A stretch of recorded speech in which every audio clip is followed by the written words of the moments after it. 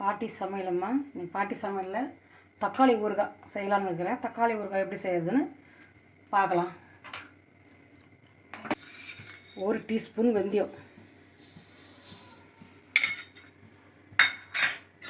Powder அரைக்கிறதுக்கு நல்லா colour மாறணும். அது கொஞ்சம் நல்லா கலர் மாறினா தான் அது பவுட்ரு அரைக்க முடியும்.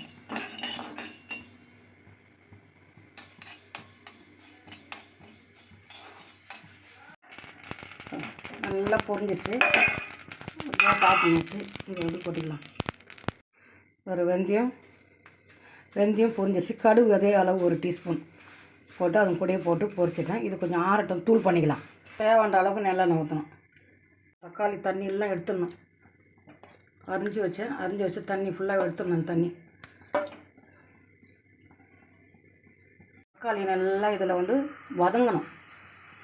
இது அப்படியே கொஞ்சம் வதங்கி தான் மூடி தான் இறக்க முடியும். இந்த தண்ணி சோர்ப்போம் இல்லையா, அதில் இவ்வளோ தண்ணி அரிஞ்சு வச்சுன்னா அவ்வளோ தண்ணி வெளியே போயிடுச்சு. இதுக்கப்புறமா இந்த தண்ணி கொஞ்சம் நல்லா வதங்கணும். இது பாருங்க, சுரி வச்சு வதங்கி வந்துருக்குது. இந்த தண்ணியெல்லாம் இழுத்துக்கிச்சு, அப்படியே வதங்கி வந்துருக்குது. இதில் ஒரு 50 கிராம் புளி, அந்த நாறு எல்லாம் எடுத்துகிட்டு நம்ம போட்டுருணும். அதுவும் கூட வேக வச்சிடணும். அது உங்களுக்கு காட்டல. ஒரு 50 கிராம் புளி போட்டுக்கலாம் நீங்கள். இது நம்ம என்ன பண்ணணும், இப்போது ஆற வச்சிடணும். ஆற வச்சு ஒரே திருப்பு மிக்ஸியில் போட்டு நம்ம திருப்பி எடுக்கணும். அவ்வளோதான். எண்ணெய் ஊற்றிட்டோமா, இந்த எண்ணெய் ஊற்றிருக்கிறேன். இது நல்லெண்ணெய். நம்ம இது நல்லெண்ணெய் தான் தாளிக்கணும். இந்த ஊறுகாய் போடுறது. கடலை எண்ணெய் இருந்தாலும் கடலை எண்ணெய் போடலாம். இல்லை உங்கள்கிட்ட என்ன எண்ணெய் இருக்குதோ அந்த எண்ணெயில் போடலாம். நான் 1.5 கிலோ தக்காளி இப்போ எடுத்துருக்கேன். 50 கிராம் புளி. ஏற்கனவே இதனும் தக்காளி காரம். தண்ணி மட்டும் போட, தண்ணியெல்லாம் தொடச்சிக்கிடுச்சு. அதை அப்படியே உணர்த்தி அதுக்கப்புறம் அதை கட் பண்ணி அந்த தண்டெல்லாம் எடுத்துகிட்டு அந்த தண்ணிங்க வேறு இருக்க வச்சிட்டேன். தண்ணியில் வேறு சொதனுக்கு தண்ணியெல்லாம் கீழே தள்ளிட்டேன், ஊற்றிட்டேன். அது மட்டும் அப்படியே போட்டு வதக்கிட்டு அதுக்கப்புறம் புளி அதில் போட்டு வதக்காச்சு. 50 கிராம் புளி. சப்பாத்திக்கோ தோசைக்கோ எல்லாத்துக்கும் தொட்டுக்கலாம். ஒரு அவசரத்துக்கு நம்ம ஒரு 1 டீஸ்பூனை போட்டு சாப்பாடு கூட காரை எடுத்துன்னு போயிடலாம். எந்த பிரச்சனையும் இல்லை. ஒரு 2 டீஸ்பூன் கடுகு போடுறேன். பூண்டு நல்லா பஞ்சு அம்மியில் வச்சு தட்டி வந்துருக்கிறேன். இது வரையும் ஊறுகான்றதுனால தண்ணி படாதுன்னு தண்ணி இல்லாமல் தட்டி வந்துக்கிறேன். இஞ்சி ஒரு 20 கிராம் தட்டியிருக்கிறேன். பூண்டு ஒரு 20 கிராம். 2 பச்சை மிளகா எடுத்துக்கிறேன். அதில் போட்டு நம்ம வதக்கணும். தீயை குறைச்சிட்டேன். இந்த கருவேப்பிலை ஒரு பிடி கருவேப்பிலை, இந்த 20 கிராம் பூண்டு தட்டி வச்சோம்னா இந்த பச்சை பூண்டு போடும். இஞ்சி எண்ணெய் இது இஞ்சியில் தான் நம்ம தண்ணி பசம் இருக்கும். அதை நம்ம கொஞ்சம் நேரம் வெயிட் பண்ணணும். அது இஞ்சியில் தண்ணி ஈரப்பசம் இருக்கிறதுனால அது 1 நிமிஷம் வெடிக்கும். அதை அப்படியே நம்ம இது பண்ணணும். காரையில் காஞ்ச மிளகா, குண்டு மிளகா எடுத்து வச்சுருக்கேன். அது இதில் போட்டுக்கலாம்.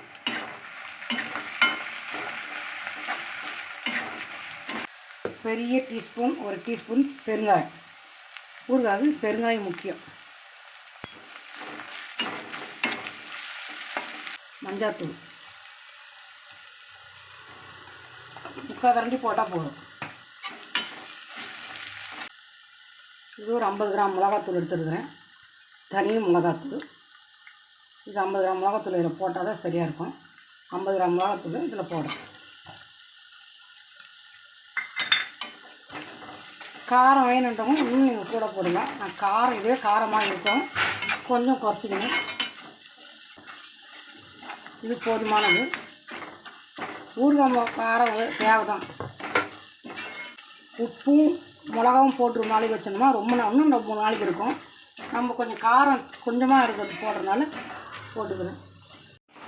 இதுக்கு தேவையான உப்பு போடணும். 2 டீஸ்பூன் உப்பு போட்டுக்கிறேன். இதுக்கு தேவையான உப்பு போட்டுக்கணும். கொஞ்சம் உப்பு கூடவே இருக்கணும். அதுக்கும் உப்பு போட்டுக்கிறேன்.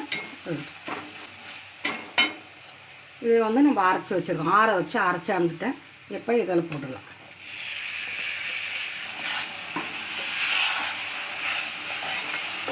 வேறு கலர் ஒன்று எண்ணெயெல்லாம் அப்படியே கொஞ்சம் மேலே வரும்.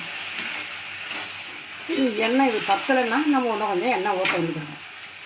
இப்போ எண்ணெயை நம்ம தேவைப்படுறதுக்கு ஊற்றிடணும். அப்படியே பத்தலைனாலும் நம்ம எண்ணெயை கொஞ்சம் காய்ச்சி அதில் ஊற்றி ஆற வச்சு ஊற்றிட்டோம்னா இன்னும் நல்லாயிருக்கும். எண்ணெய் சிதறக்கூடாது வெளியில். கொஞ்சம் மூடி வச்சு அரைக்கணும். வரணும். இந்த மாதிரி சுரண்டி வரணும்.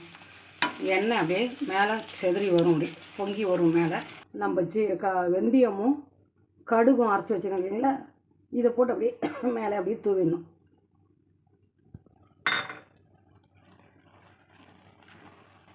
அவ்வளோ வாசனை வருது பாருங்கள், கம்மன்னு வாசனை வருது. இது போட்டால் தான் இது பேர் ஊறுகாய். நம்ம அப்படியே தொக்கா வச்சோம்னா அது வரையும் தக்காளி தொக்கு. தக்காளி விலை கம்மியாக இருக்கும்போது நம்ம இது மாதிரி பண்ணி வச்சுட்டோம்னா, தக்காளி விலை ஏறுதுன்னா அப்போ நம்ம ஒரு டீஸ்பூன் போட்டால் கூட போதும் குழம்புக்கு. இப்போ இது தோசைக்கு, இட்லிக்கு, பழுதுக்கு, இது எல்லாத்துக்கும் தொட்டுக்கலாம்.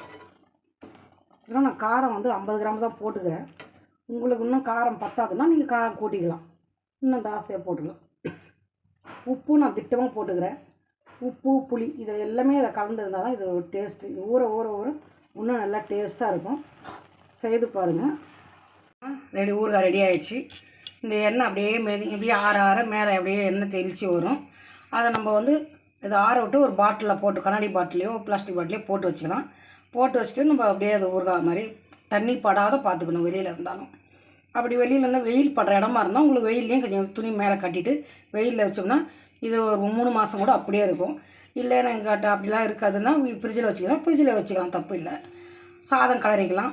இது உங்களுக்கு பிடிச்சிருந்தா லைக் பண்ணுங்கள், ஷேர் பண்ணுங்கள், கமெண்ட் பண்ணுங்கள், பெல் அமுக்குங்க.